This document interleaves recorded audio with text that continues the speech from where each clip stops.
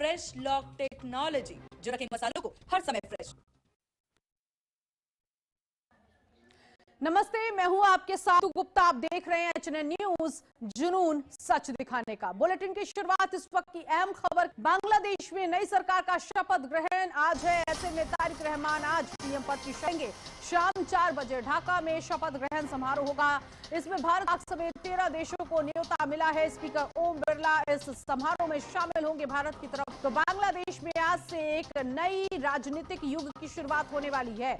Bangladesh nationalist party के chairman और पूर्व प्रधानमंत्री खालिदा जिया के उत्तराधिकारी तारिक रहमान बांग्लादेश के नए प्रधानमंत्री के तौर पर शपथ लेंगे। पिछले सप्ताह आम चुनाव में अपनी पार्टी को प्रचंड जीत मिलने के बाद सत्ता की कमान संभालने जा रहे हैं। बांग्लादेश में इस बार शपथ ग्रहण समारोह राष्ट्रपति भवन बंग भवन के बजाय संसद परिसर के साउथ प्लाजा में आयोजित किया जाएगा। अब तक एक लंबे अरसे से बंग भवन में शपथ ग्रहण की परंपरा रही है। इस शपथ ग्रहण समारोह में कई देशों के प्रतिनिधियों के साथ ही कई राष्ट्रीय हस्तियों के शामिल होने की उम्मीद है। भारत की ओर से लोकसभा अध्यक्ष बिरला देश का प्रतिनिधित्व करेंगे। तो शाम 4 बजे ढाका पद समारोह होगा। भारत पाक समेत 13 देशों को न्योता मिला है और भारत की तरफ से स्पीकर ओम बिरला पहुंच रहे हैं और वो शपथ ग्रहण समारोह शामिल होंगे। तो आज तारिक रहमान पीएम पद की शपथ शाम 4 बजे लेंगे। बड़ी बात, अभी तक शपथ ग्रहण समारोह बंग भवन में होता था, लेकिन अब ये शपथ ग्रहण समारोह संसद परिसर में होगा। तो अंतर्राष्ट्रीय हस्तियों के शामिल होने की उम्मीद जताई जा रही है। अब लंबे से जो परंपरा चली आ रही थी बंग भवन में इस शपथ ग्रहण समारोह, कई देशों के प्रतिनिधियों के साथ अंतर्राष्ट्रीय हस्तियां भी जुड़ेंगी, शामिल होंगी। तो बांग्लादेश की जो राष्ट्रपति भवन का बंग भवन परिसर है, वहां पर शपथ ग्रहण समारोह न होकर संसद परिसर के साउथ प्लाजा किया जाना है। तो ये एक परंपरा बदल रही है। अभी तक बंग भवन में यह शपथ समारोह होता था, लेकिन अब ये संसद परिसर के साउथ प्लाजा में शपथ ग्रहण समारोह रखा गया है। तारिक रहमान आज पीएम पद की शपथ लेंगे।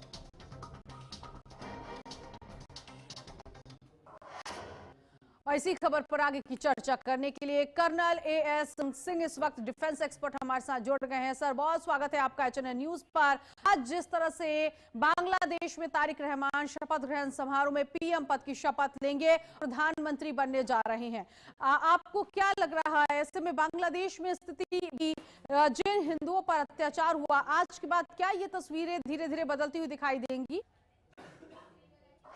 यूनिट सरकार पाकिस्तान की आईए द्वारा प्लेस थी और इसमें अमेरिका के इशारों पर पाकिस्तान की आईएसआई ने बांग्लादेश में यूनिस को अपनी बैठाया था राष्ट्र पर, जो अब समाप्त होने जा रहा है। और क्योंकि पाकि आईएसआई सपोर्ट करी थी, इसलिए हिंदुओं के विरुद्ध इसका काफी उसमें देश में चारों तरफ प्रचार प्रसार था और उसकी वजह से हिंदुओं के साथ अत्याचार किए जा रहे थे। अभी पाकिस्तान में एक प्रॉपर प्रजातंत्र सरकार स्थापित होगी जो कि निष्पक्ष तरीके से पूरे देश में शासन चलाएगी और हिंदुओं को भी उनका स्थान दिया जाएगा और बांग्लादेश में एक बार से फिर से शांति होगी और बांग्लादेश प्रगति की राह पर चलेगा जैसे पहले था। जो बीच में यूनिस सरकार के टाइम पे बांग्लादेश जो है दोबारा पाकिस्तान की तरह आर्थिक विनाश की तरफ जा रहा था, वो अब ठीक होकर बिल्कुल प्रगति की राह पर जाएगा। ठीक है, और ऐसे में भारत देश के रिश्ते आप कैसे देख रहे हैं, आगे कैसे बढ़ेंगे? क्योंकि आज लोकसभा स्पीकर ओम बिरला भी शपथ ग्रहण समारोह में शामिल होंगे। देखिए, जिस प्रकार से बांग्लादेश ने भारत को निमंत्रण दिया है और 14 को निमंत्रण दिया, उसमें भारत का भी शीर्ष स्थान है। और जिस तरह से वहाँ के जो नए प्रधानमंत्री नियुक्त होने जा रहे हैं, वो भारत अपना सम्मान दिखा रहे हैं और उनके साथ अपना मित्रता को वापस रिवाइव कर रहे हैं। दोबारा से भारत और बांग्लादेश के संबंध प्रगाढ़ होंगे और दोनों एक दूसरे की आर्थिक प्रगति में एक दूसरे को मदद करेंगे। और आपको क्या लग रहा है कि बांग्लादेश में तारिक रहमान के अब आने के बाद, पीएम बनने के बाद, क्या तारिक रहमान वाली पॉलिटिक्स देखने को मिलेगी, खालिदा जिया वाली पॉलिटिक्स देखने को मिलेगी, शेख हसीना वाली पॉलिटिक्स को मिलेगी? तारिक रहमान को आप कैसे देख रहे हैं? किस तरह से बांग्लादेश में उनका जो राजनीतिक करियर है वो आगे बढ़ेगा? तारिक रहमान को 20 साल वो अमेरिका में रह के आए हैं और उनको ब्रॉड होराइजन है, मतलब काफी विस्तृत उनका नजरिया है। और अब एक प्रॉपर प्रजातांत्रिक सरकार स्थापित होगी जो कि असली तरीके से प्रजातांत्रिक व्यवस्था लागू करेगी। उसमें जो अभी तक मुस्लिम फंडामेंटलिस्ट का राज था बांग्लादेश में यूनुस के दौर में, वो सब समाप्त होगा और प्रॉपर प्रजातांत्रिक व्यवस्था जिस प्रकार से शेख हसीना के टाइम उस तरह की लागू होगी। और जमात इस्लामी का क्या होगा? मोहम्मद यूनुस का क्या होगा? क्या देखिए, ऐसा है, वो चुप होकर के बांग्लादेश में बैठ जाएगा एक तरफ, और जो नॉर्मल जिस तरह से वो शेख हसीना के टाइम में अपना चुपचाप रहता था जमात इस्लामी, वही उसका एटीट्यूड होगा। अभी जो एक्टिव हरकत कर रही थी जमात इस्लामी बांग्लादेश में, चारों तरफ अपना प्रचार प्रसार कर रही थी, उस पर लगाम लग जाएगी क्योंकि उनको पता है पूरे उसको, आपको तारिक रहमान को भी पता है कि क्या होता है, देश की जो है बदनामी होती है पूरे इसमें, और उसको एक sort of pointless country brand करके उसकी आर्थिक प्रगति रुकती है। इसलिए तारिक रहमान कभी नहीं चाहेंगे उसकी आर्थिक प्रगति रुके या उसके देश की बदनामी हो, इसलिए वो इस पर लगाम लगाएंगे। लेकिन एक चीज है, क्योंकि अभी जिस तरह से पाकिस्तान का काफी ज्यादा इंटरफेयर देश में रहा है, बॉर्डर्स पर आप क्या देख रही हैं? क्या उस तरह की गतिविधियां हो सकती है पाकिस्तान की तरफ से, या तारिक रहमान के आने के बाद सिचुएशन कंट्रोल में नजर आएगी? और मेरा ये है कि जिस तरह से भारत में जो बांग्लादेशी रह रहे हैं, चाहे वो म्यांमार की बात कर ले, असम की बात करें, बंगाल का वो जो हिस्सा जहाँ पर अवैध घुसपैठिए रह रहे हैं, तो क्या बॉर्डर पर सिक्योरिटी को लेकर कैसे बनेंगे आगे? क्या पाकिस्तान का इंटरफेयर रहेगा भविष्य में? फिर उसको भी कंट्रोल तारिक रहमान और उनकी पूरी पार्टी कर पाएगी? ऐसा है, जब तारिक रहमान स्वतंत्र प्रजातांत्रिक व्यवस्था लागू, पाकिस्तान का इन्फ्लुएंस नहीं रहेगा और बांग्लादेश और भारत के सीमा है वो शांत हो जाएगी, और जो भारत की जो हमारी जो एनफोर्सिंग एजेंसीज हैं जैसे बीएसएफ, सीआरपीएफ जो बॉर्डर पे डिप्लॉयड है, वो काम करेगी और घुसपैठियों को आने से रोकेगी। अब वहां से घटिया इस प्रकार नहीं आएगा जिस प्रकार इसके यूनुस सरकार के टाइम में तंग होकर के होने की कोशिश करते थे। अब कोई तंग होने की जरूरत नहीं है, सबको शांति स्थापित होगी और आराम से अपने देश में। तो कुल मिलाकर बांग्लादेश में आज शपथ ग्रहण समारोह है। शाम 4 बजे ढाका में ये शपथ ग्रहण समारोह रखा गया है। तारिक रहमान पीएम बनेंगे। मुझे आप ये भी बताइएगा, एक बहुत ऐसी चीज हम देखने जा रहे हैं कि अभी तक राष्ट्रपति भवन का जो बंग भवन है वहां पर शपथ ग्रहण समारोह की परंपरा आ रही थी, लेकिन आज वो बदल रहा है वक्त। संसद परिसर का जो साउथ है वहां पर शपथ ग्रहण समारोह होगा। तो क्या आपको लगता है यहीं से हम वो मैसेज समझे कि क्राइम भी बांग्लादेश में बदलने जा रही है? ये सबसे बड़ा संदेश है कि वो यूनुस के नजदीक जाना नहीं चाहते तारिक रहमान, क्योंकि राष्ट्रपति भवन में इस वक्त यूनुस जो है उसका प्रभुत्व है, इसलिए वो वहां पर नहीं जाना चाहता। इसलिए स्वतंत्र जगह में अपना शपथ ग्रहण समारोह करते हैं और जनता को समर्पित करना चाहता है अपनी विजय जीत को। इसलिए ये खुद एक संदेश रहा है कि बांग्लादेश जो है अब स्वतंत्र प्रजातांत्रिक व्यवस्था की तरफ अग्रसर हो रहा है। ठीक है, विदेश मामलों की जानकार मल्लिका पांडे भी इस वक्त जुड़ गई हैं। मैम, स्वागत है आपका एचएनएन न्यूज पर। मल्लिका पांडे जी, कैसे देख रही हैं आज तारिक रहमान बांग्लादेश की कमान अब अपने हाथों में लेने जा रहे हैं, प्रधानमंत्री पद पर विराजमान होंगे, आज से अपनी सरकार चलाएंगे, तो क्या बांग्लादेश में जो सबसे बड़ा सवाल था कि नई सरकार आने के बाद हिंदू समुदाय के हालात बदले, जैसे उनकी निर्मम हत्या की गई, उनको प्रताड़ित किया गया, अब बांग्लादेश में तस्वीर बदले को लगता है कुछ वक्त बाद ये स्थिति बदलेगी? देखें तो तारिक रहमान की जो बीएनपी पार्टी है वो करीब करीब 20 साल बाद पावर में आई है तो बाद और काफी एक लंबे अरसे के बाद फाइनली बांग्लादेश के पास एक पुरुष प्रधानमंत्री को भी हम देखें कि जो माताश्री थी खालिदा जिया, वो काफी लंबे तक पीएम थी, फिर शेख हसीना थी, फिर उसके बाद खालिदा जिया थी। तो उन्हीं दोनों में ऐसा चलता रहा और ये काफी लंबे अरसे हैं कि तारिक रहमान अब इसमें आते हैं और 17 साल के बाद तो वो बांग्लादेश वापस आ रहे हैं। एक थोड़ा सा पॉइंट इसमें ये ऐड करना चाहूंगी नीतू जी, जो आपका पहला सवाल था सर से, कि इनका न्यू पार्लियामेंट्री कॉम्प्लेक्स में हम देखते हैं कि शिफ्ट हो रहा है। देखिए तारिक रहमान पार्टी ने काफी ग्लोबल गेस्ट भी बुलाए हैं इस बार। आप देखिए 1200 लिस्ट आई है। एक बांग्लादेश ने काफी ग्लोबल मतलब प्रेसिडेंट्स आ रहे हैं, मालदीव्स के प्रेसिडेंट आ रहे हैं, उनके उसमें भी आ रहे हैं, कहते हैं भूटान के किंग आ रहे हैं। तो काफी लोग हम देख रहे हैं, इंटरनेशनल गेस्ट भी इसमें पार्टिसिपेट करने वाले हैं।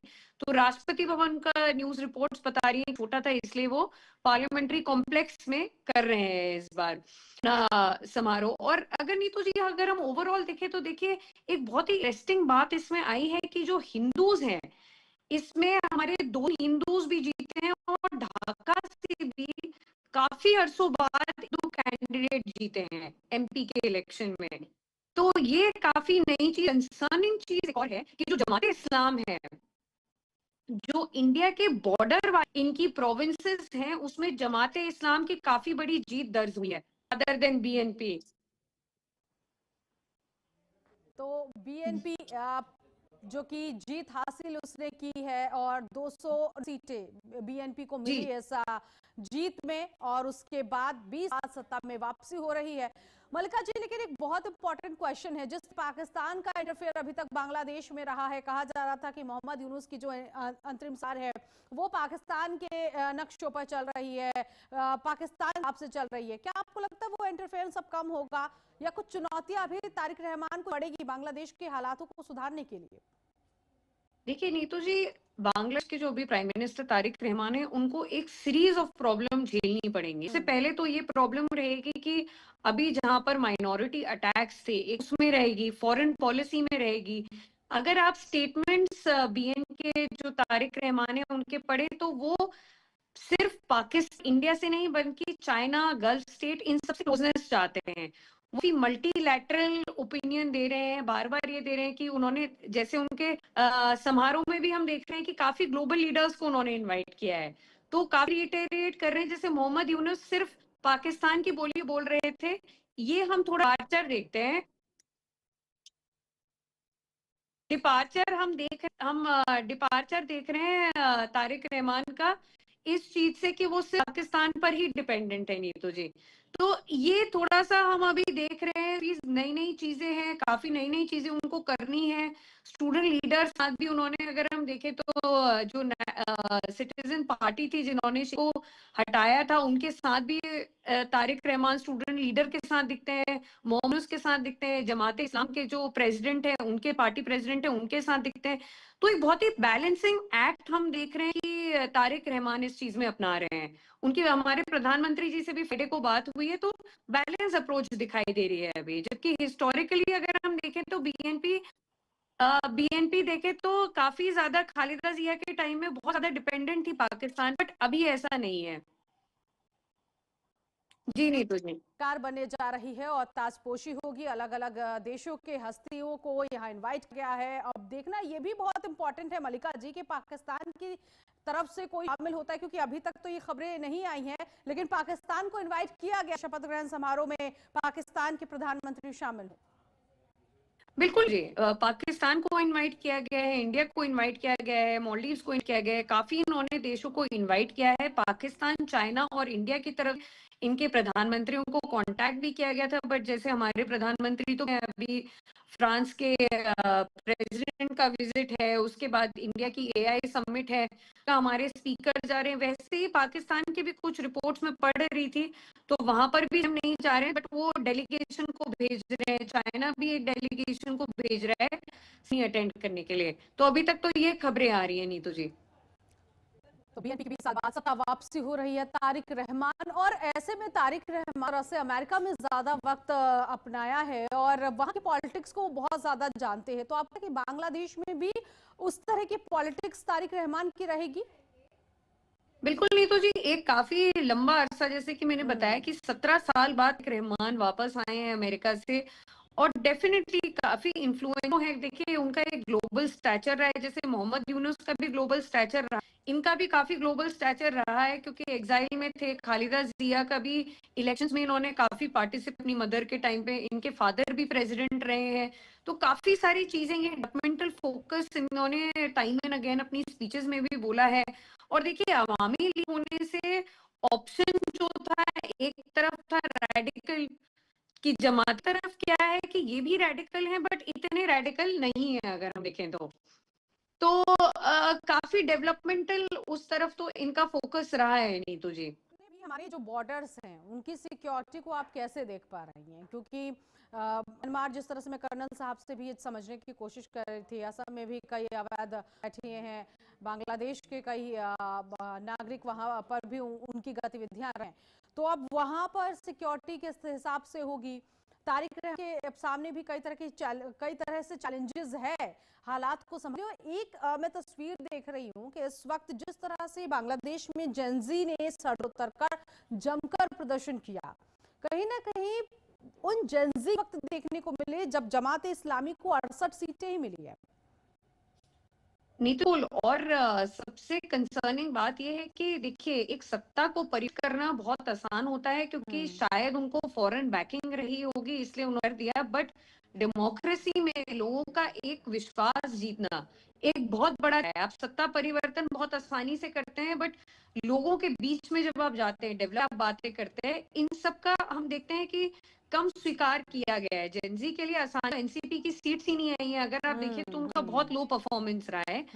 जब उन्होंने जमाते इस्लामी जैसे एक रेडिकल ग्रुप के साथ उन्होंने अपने हिला लिए, तब भी जमाते इस्लामी जीत नहीं पाई। बट इसमें कंसर्निंग भारत के लिए दो चीजें हैं। एक तो हमारी दिसंबर में गंगा ट्रीटी जो है वो रिन्यू होने वाली है, तो उसमें को हमें देखना पड़ेगा कि जो हमारा गंगा का वाटर ट्रीटी है, जिस कि दोनों देश कैसे हमारी जो नदी है, गंगा नदी है, उसका पानी कैसे यूटिलाइज करेंगे, तो उसका इसमें नेगोशिएशन है जो भारत और बांग्लादेश दोनों के लिए बहुत इंपॉर्टेंट में एक्सपायर होकर फिर से रिन्यू होने वाला है। दूसरी बात, उसमें तारिक रहमान लायक रहेगा कि कैसे उनका रिएक्शन रहता है। दूसरा, अगर एक कंसर्निंग चीज भारत के लिए जो है, जमाते इस्लामी उन प्रोविंसेस में जीती है जो भारत के साथ बॉर्डरिंग है। तो पूरे आप भारत के बॉर्डरिंग में देखें तो बीएनपी काफी मेजोरिटी से जीती है, बट जो भारत बॉर्डरिंग जो इनके बांग्लादेश के स्टेट्स हैं उसमें जमाते इस्लामी जीती है, तो राइट्स उसमें बहुत ज्यादा जीते हैं। तो ये थोड़ा सा भारत के लिए तो ऐसे में क्या अभी भी वो सिचुएशन होगी कि एक टकराव जैसी स्थिति बांग्लादेश में को मिले जहां पर जमात इस्लामी की जीत हुई है? बिल्कुल नीतू जी, देखिए एक डेफिनेटली बहुत बड़ा सिक्योरिटी कंसर्न भारत के लिए रहेगा ही रहेगा। और आश्वासन टाइम एंड अगेन उनके फॉरेन एडवाइजर जो है तारिक रहमान बहुत आश्वासन दिए हैं कि हम डेमोक्रेटिक रूल चलाएंगे, हम हिंदू, और भी कि काफी ज्यादा मतलब हिंदू जो मतलब हिंदू बन के आए हैं इस बार काफी सालों बाद, तो ये एक रिफ्रेशिंग चेंज है। बट हाँ, कितना कंट्रोल कर पाएंगे उस चीज को, ये एक देखने लायक स्थिति होगी, क्योंकि यूनेस ने टाइम अगेन नॉर्थ ईस्ट बहुत फोकस किया है कि नॉर्थ ईस्ट और बांग्लादेश का साथ प्रॉस्पेरिटी, उन्होंने रिकॉग्नाइज किया है कि नॉर्थ ईस्ट पार्ट रहा है इंडिया का, और जो भी सी लाइन है वो नॉर्थ ईस्ट की भी है। तो क्या इनके स्टेटमेंट्स बिल्कुल यूनिस जैसे रहेंगे, एक हमारे लिए वॉचफुल स्थिति है। नीतू जी, डेफिनेटली ये तो बहुत इंपॉर्टेंट है कि रहमान की नीति कैसी होगी, पॉलिसीज कैसी होगी, और ये पॉलिसीज दूसरों को कितना इफेक्ट करेगी। खासतौर पर अगर भारत की बात करें, भारत के साथ जो व्यापारिक संबंध अभी तक हुए हैं और व्यापारिक जो संबंध है वो क्या और ज्यादा मंगे या उसमें भी कुछ खिटपिट हो सकती है? ये तो पॉलिसीज पर मलिका जी डिपेंड करेगा कि क्या रहेगा तारिक रहमान की पॉलिसीज। बिल्कुल नीतू जी, अगर हम तो शेख हसीना के टाइम पर एक इकोनॉमिक जोन था जो देश में लीज करके भारत ने बिड किया था, और अगर हम इसके टाइम पर देखें तो वही इकोनॉमिक जोन उन्होंने भारत के साथ एमओयू कैंसिल करके चाइना को पकड़ा दिया, 20 कंपनीज को पकड़ा दिया। तो ये एक बहुत बड़ी कंसर्निंग चीज देखने को आई थी कि यूनिस का बहुत ज्यादा चाइना और पाकिस्तान की तरफ था। इनफैक्ट उनके लास्ट कुछ डेज में इलेक्शंस चल रहे थे, हम देखते हैं कि उन्होंने अमेरिका के साथ काफी सारी ट्रेड डील्स भी साइन की थी। तो उनका का झुकाव बहुत ज्यादा अमेरिका, चाइना और पाकिस्तान की तरफ था। उन्होंने बहुत बार वो गए भी चाइनीज डेलीगेशंस के साथ, उन्होंने काफी सारी डील्स भी, चाइना को उन्होंने ये भी बोला कि आप ये भी ले लिए, ये भी ले लीजिए। यहाँ पर उन्होंने इनफैक्ट ड्रोन्स भी असेंबल करने के लिए बोला। देखिए बांग्लादेश का एट दी एंड कौन नेबरिंग स्टेट है, एक तरफ म्यांमार है और एक तरफ इंडिया है, तो ये ड्रोन के लिए बना रहा है बांग्लादेश। किसके लिए यूनुस ये सब चीजें साइन कर रहे थे चाइना के साथ, लिए। तो अब ये देखने की स्थिति हमारे लिए रहेगी कि क्या तारिक रहमान भी इसी नक्शे कदम में चलेंगे या वो थोड़ा सा इनसे पार्ट वेज करेंगे और एक बैलेंसिंग एक्ट अपनाएंगे। अभी तक जो देखने का मौका मिल रहा है वो यही मिल रहा है कि तारिक रहमान मल्टीलैटरल अप्रोच से चल रहे हैं, वो रेडिकल नहीं है। बाकी देखते हैं नीतू जी, एक फॉरेन उनके इसी अप्रोच को हम आगे देखें, क्योंकि ये तो बताएगा कि बांग्लादेश में तारिक रहमान के आने के बाद क्या हालात बन रहे हैं और कितने सुधर रहे हैं। लेकिन मोस्ट इम्पोर्टेंट कि पाकिस्तान अब किस तरह से आगे बांग्ला देखेगा, क्योंकि अभी तक पाकिस्तान ने शायद ये सपने बुनना भी उसने शुरू कर दिया था। जिस तरह से यूनुस सरकार फैसले ले रही थी या जो बर्बरता हिंदुओं पर की जा रही थी, तो कहीं ना कहीं ये सुगबुगाहट, भले ही वो बांग्लादेश है लेकिन जो ऑर्डर्स आ रहे हैं वो आसिफ के ऑर्डर्स वहां पर दिखाई देने लगे थे। आसिफ मुनीर की वहां पर ज्यादा फैलाई जा रही थी और उसी की तरह चालें जो है वो चली जा रही। तो अब पाकिस्तान को भी अब ये देखना होगा कि किस तरह से तारिक रहमान अपनी पॉलिसीज लेकर आ रही हैं, पॉलिसीज होगा। तो पाकिस्तान के एंगल से अगर हम देखें तो आपको क्या लगता है क्या होगा पाकिस्तान? नीतू जी देखिए, पाकिस्तान में जितनी रिपोर्ट्स आ रही थी, अगर हम देखें उसको एनालाइज करें तो उसमें क्या था कि ये लोग काफी बैंक कर रहे थे कि जमाते इस्लाम जीत जाए। जमात इस्लाम वही पार्टी है जो एक तो पाकिस्तान की तरफ बहुत झुकाव रहा है, भी जमाते इस्लाम का सबसे बड़ी चीज क्या है कि वो कभी नहीं चाहती 71 वॉर में बांग्लादेश आजाद हो, एक इंडिपेंडेंट कंट्री बने। वो हमेशा पाकिस्तान की तरफ उन्होंने एक हमेशा झुकाव रखा है। और इनफैक्ट जितने लोग फ्रीडम के लिए लड़े बांग्लादेश में, काफी लोग लड़ रहे थे फ्रीडम के लिए, तो यही जमातें थी जिसने हिस्टोरिकली काफी लोगों पर वायलेंस किया है, काफी लोगों का मर्डर किया है जो भी करना चाहते थे। तो पाकिस्तान बहुत ज्यादा उनकी मीडिया में चल रहा था कि जमाते इस्लाम आई, लैंडस्लाइड विक्ट्री से बीएनपी आ गई है। बट बीएनपी का भी आप इसलिए देखें तो खालिदा जिया काफी ज्यादा झुकाव पाकिस्तान की तरफ रखती हैं। तो ये थोड़ा देखने के लिए होगा। और काफी टाइम बाद तारिक रहमान वापस हैं, एक ग्लोबल स्टैचर, ग्लोबल स्टेज से वापस आ रहे हैं। तो पाकिस्तान थोड़ा डरा हुआ तो है, डेफिनेटली डरा हुआ है, क्योंकि बीएनपी जमाते इस्लाम नहीं जीती, मोहम्मद यूनुस शायद प्रेसिडेंट भी नहीं बनेंगे, पाकिस्तान की तरफ झुकाव रखते हैं। तो पाकिस्तान ने एक तरफ पूरी बेट ही उन पर लगा। बट अभी बीएनपी के जीतने से काफी चीजें चेंज भी हो सकती है। नीतू जी ठीक है, बहुत शुक्रिया मलिका। साथ कनेक्ट हुए तो बीएनपी की 20 साल बाद सत्ता वापसी हो रही है और शाम 4 बजे शपथ ग्रहण समारोह होगा। भारत से लोकसभा स्पीकर ओम बिरला इस शपथ ग्रहण समारोह में शामिल होंगे। और साथ इस बुलेटिन में अभी के लिए बस इतना ही। आप देखते रहिए एचएनएन न्यूज, जुनून दिखाने का।